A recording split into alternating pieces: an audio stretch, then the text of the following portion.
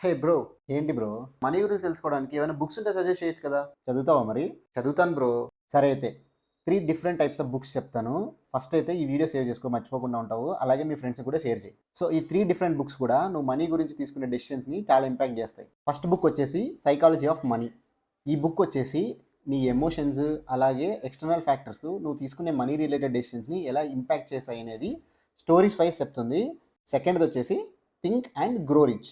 ఈ బుక్లో ఏంటంటే సక్సెస్ఫుల్ పీపుల్ యొక్క స్టోరీస్ నరేట్ చేస్తూ నువ్వు గ్రోత్ మైండ్ సెట్ని ఎలా డెవలప్ చేసుకోవాలనేది చెప్తుంది. అండ్ థర్డ్ వచ్చేసి అందరి favourite book 'rich dad and poor dad'.